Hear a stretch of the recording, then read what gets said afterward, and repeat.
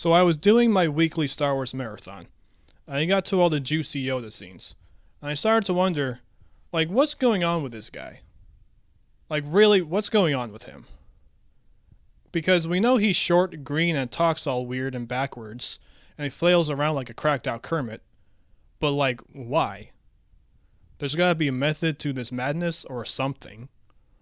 Because it seems yeah, of course he does all these things, but there's gotta be a reason better than he's Yoda, so he just does, right? So I want to try to figure him out.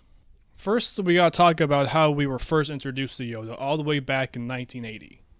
If you're Luke Skywalker and you live in a universe filled with a very diverse cast of aliens, I would think the short stature and the green skin are pretty much going to be secondary. Of course, a little green frogman lives on the swamp planet.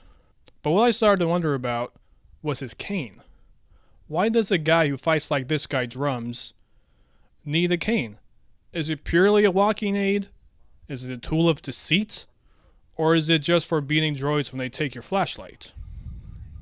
The theory that he uses his cane to make his enemies underestimate him sounds like deception, and deception is a tool of the Sith, so I doubt that's it. So I did what anyone else would do in this situation, and I did some Googling. Turns out Yoda's cane has a name. It's called the Gimmer Stick. And the Gimmer Stick comes from a Gimmer bush. And the Gimmer bush grows on planets like Dagobah and Kashyyyk. Yoda would chew on this stick as a source of nutrients, but it also had a natural anesthetic which aided him in his meditation. So yeah, I guess you could say he uses it to walk because he's still 900 years old after all. But he was also high as a kite on that sticky icky stick. This actually answers a lot more questions that I haven't even brought up yet. Why did he have a good relationship with the Wookiees? That was never addressed. It's because they're his dealers. Why does he talk backwards? Not because it's the way of the ancient Jedi or anything like that. It's because he's so high that he has to start at the end of his sentence, or else he'll forget where he was going halfway through it. Why does he act so weird on Dagobah?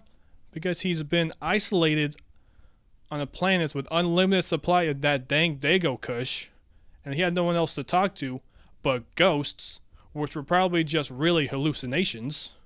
And why does he fight like a cracked out Kermit? It's because he is a cracked out Kermit. Speaking of which, this fighting style is completely bonkers. Look at this shit. This shit's crazy. But I know what you're gonna say. You're gonna say, actually he's using the Utaru form, which is a lightsaber form that uses fast-paced, force-assisted acrobatics, and was most effective against single targets. And I'd be like, yeah, nerd, you're right. That does perfectly describe what's going on here. But don't dismiss the fact that maybe he's also, tripping on that Darth Reefer. Besides, here's my issue with this whole saber forms thing. From a storytelling standpoint, I think the fighting styles should reflect the character, rather than the character reflecting the fighting style. They're being forcefully categorized into these saber forms. After all, these are fictional characters in a fictional story, and not real people. At least that's what current evidence suggests. For example, Anakin is a headstrong, aggressive Jedi, therefore his fighting style needs to reflect that. Obi-Wan is a more resilient, defensive character, therefore his fighting style should reflect that. Kylo Ren is... well, we'll save that for another time. So how does Yoda's fighting style reflect his character? He's using his size and his mastery of the Force to do all these crazy jumps and spinning and shit, to confuse, to disorient, and to gain high ground. Or at least in his case, higher ground. And as we all know, gaining high ground kind of just means you win. And all this fits the Utaru form, sure. But when George was thinking about how Yoda was going to fight in these scenes, I doubt he was thinking, how can I show that he's an Utaru master? It's more like, how can I show that Yoda isn't this 900-year-old feeble stoner Jedi, but is actually the final boss? So I think what we have here is a chicken or the egg kind of situation. Like, what was created first? Yoda's fight scenes or the saber forms? Because if we look at the timeline, Yoda was created back in 1980, Attack of the Clones came out in May of 2002, and the saber forms were first mentioned in the Attack of the Clones visual dictionary, which came out in April of 2002.